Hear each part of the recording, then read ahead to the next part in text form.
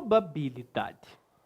Professor Leozão, eu detesto probabilidade. Quando eu vejo escrito probabilidade na minha frente, eu quero destruir a probabilidade, professor. Eu não aguento mais probabilidade. Quando eu vejo isso escrito na minha apostila, eu quero rasgar ela, professor.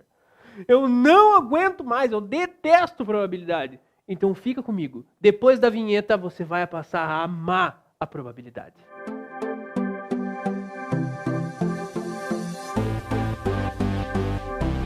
Vem comigo agora que a gente começa agora o processo de amor, gente, né? Então, deixa eu colocar aqui do lado, aqui, ó. Loving can hurt. Ai, você está romântico.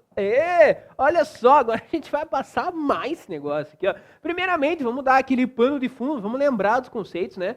Nós temos aqui, ó, 3 elementos dentro da minha probabilidade. Experimento aleatório. O que é o experimento aleatório? Eu apelidei isso daqui do quê? Eu apelidei isso daqui de historinha. Historinha. Ó, a historinha. Como assim, professor, é historinha? Ué, a historinha do teu exercício. A historinha do teu exercício é experimento aleatório. Vou jogar um dado para obter uma face par. Por exemplo, vou jogar o dado para obter uma face par. O que é um experimento aleatório? Jogar o dado para obter uma face par. Isso é o meu experimento aleatório. Beleza? Dentro do experimento aleatório, nós vamos ter o quê? O espaço amostral. O que é o espaço amostral? Eu apelidei o espaço amostral de tudo. Tudo. Beleza? Tudo. O que é o meu tudo? É o total de possibilidades que você tem, né? É o total de possibilidades que você tem. Então, o meu espaço amostral é o total de possibilidades ou elementos que você tem na tua análise, certo? E o que é o evento, pessoal? Eu apelidei o evento de quero. Como assim, professor? O evento é aquilo que eu quero, são as possibilidades ou elementos do meu interesse. É aquilo que eu quero dentro do meu espaço amostral, beleza? Resumindo, então, o que é a probabilidade?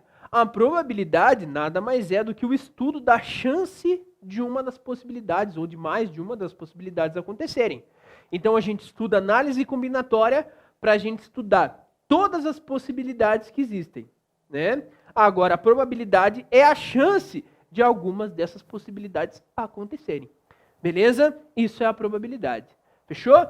E como que é o cálculo da probabilidade? O cálculo da probabilidade, então, pessoal, a probabilidade de acontecer um evento A nada mais é do que o número de elementos do meu evento A sobre o número de elementos do meu espaço amostral. Certo? Meu Deus, professor, você está falando grego com a gente? Vamos lá, mais fácil então. A minha probabilidade é aquilo que eu quero, sobre tudo. Certo? É aquilo que eu quero sobre tudo, o famoso PQT. Certo? Certo? Então, senhoras e senhores, é o famoso PQT. Ou ainda mais, lembra do seguinte, que é o famoso putz que tchutchuca. Putz que tchutchuca, né? Lembra lá do Leozão? Ah, tchutchuca. Então, senhoras e senhores, putz que tchutchuca é o que nós vamos utilizar aí para o nosso decorrer. Beleza, professor, até aqui eu já entendia. Até aqui ia. Mas o problema é quando cai na prova. O problema é quando está no vestibular. E aí? Como é que funciona? Como é que a gente faz?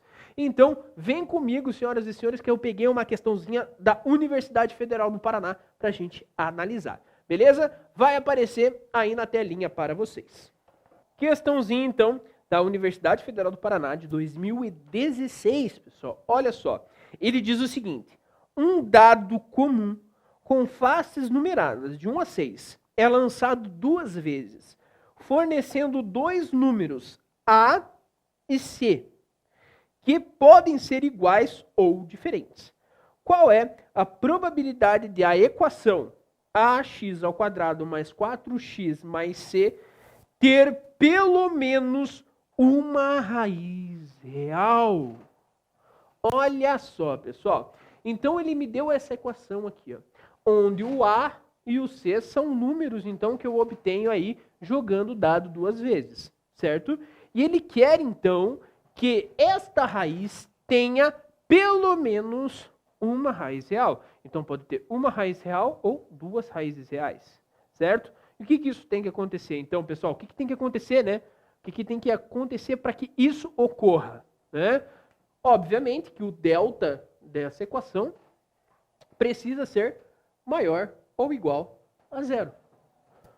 Se isso acontecer, eu já tenho pelo menos uma raiz real, certo? Porque se o meu delta for negativo, eu só tenho raízes complexas, né?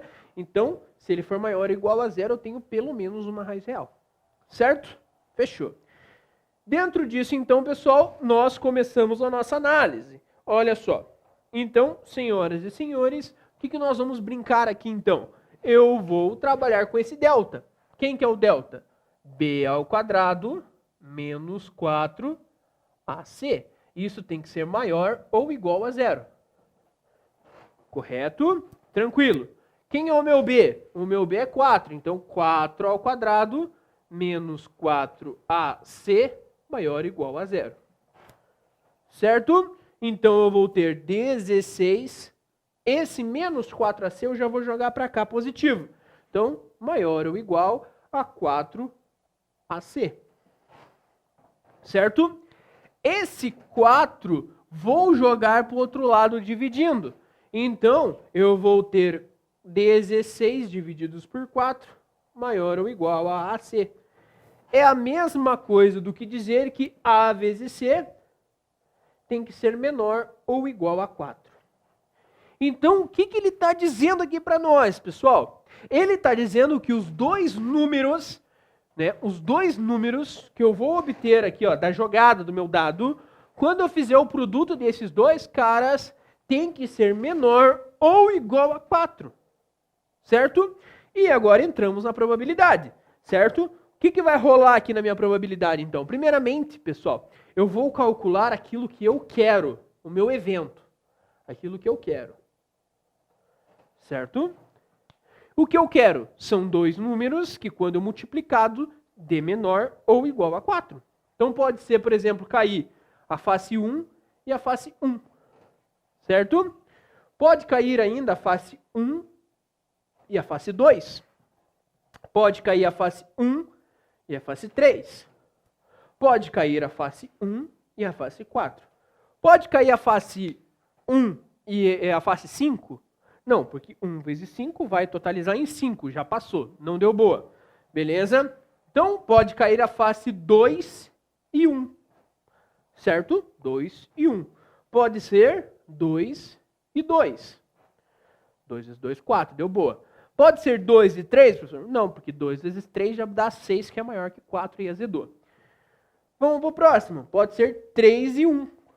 3 vezes 1 dá 3 de boa. 3 vezes 2 já não dá. Pode ser 4 vezes 1. 4 vezes 1 dá boa. 4 vezes 2 já não dá. Não dá para usar o 5 por primeiro. 5 vezes 1 já deu a zica. E 6 vezes 1 também. Então, quais são o total de possibilidades que nós temos dentro daquilo que eu quero? Nós temos, então, 8 possibilidades. Nós temos 8 possibilidades, certo? Então, aquilo que eu quero, senhoras e senhores, são 8 possibilidades. Aquilo que eu quero. Certo? E agora o meu tudo, pessoal. Qual vai ser o meu tudo nessa situação? Então, vamos calcular o tudo. Lembra? O tudo é o total de possibilidades. E o que a gente precisa fazer para calcular o total de possibilidades?